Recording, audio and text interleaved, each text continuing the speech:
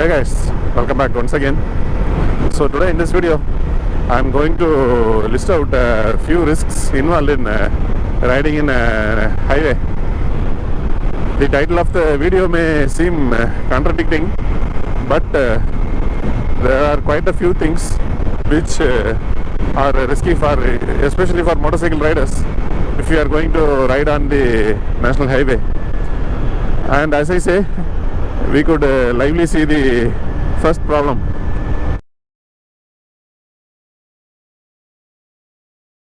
Stray cattle. So riding on the highway has a lot of advantages.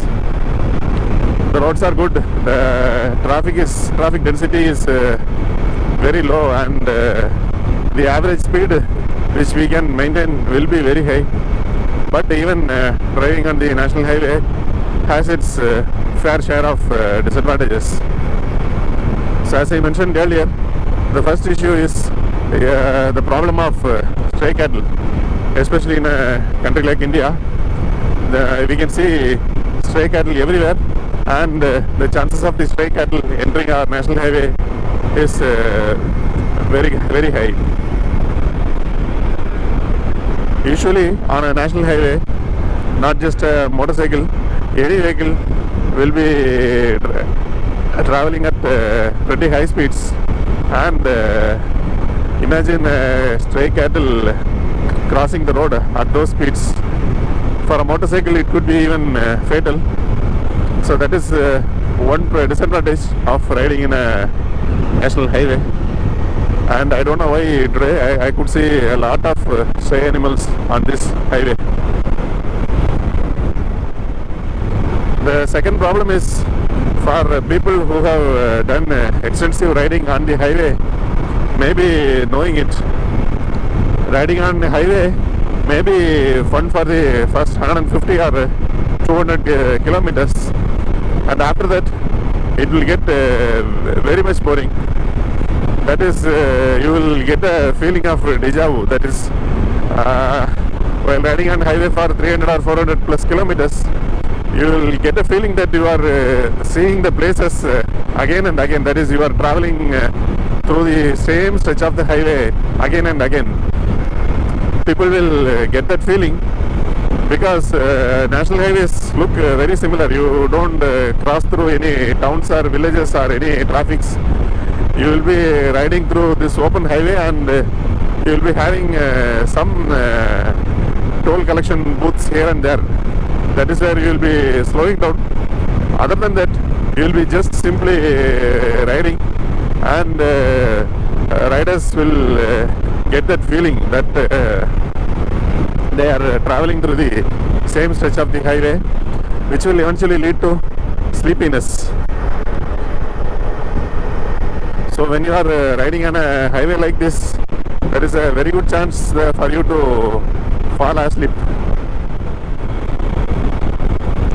So another problem associated with driving on a highway is, especially for motorcycle riders, there is a very good chance that you will be chased by the four-wheelers, because on a national highway, for a motorcycle like this Ninja 300, it is very easy to cruise on the highway at speeds around 100 to 120 kilometers per hour.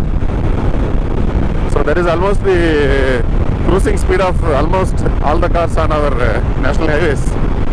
So the chances of getting chased by these cars are pretty high on our national highway. I don't know whether this is specific to me or all the riders are facing this issue, but I have faced this issue for quite a long time.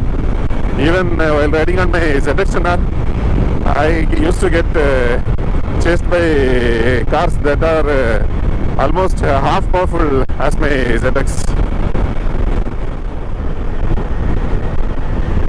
Finally, one more point is worth mentioning.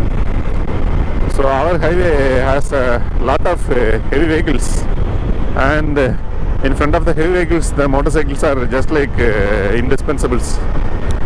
So we cannot have the right of way on our national highways. and we could see trucks and buses changing lanes without any proper indication or whatsoever. That poses a very high risk for motorcycle riders on our national highways.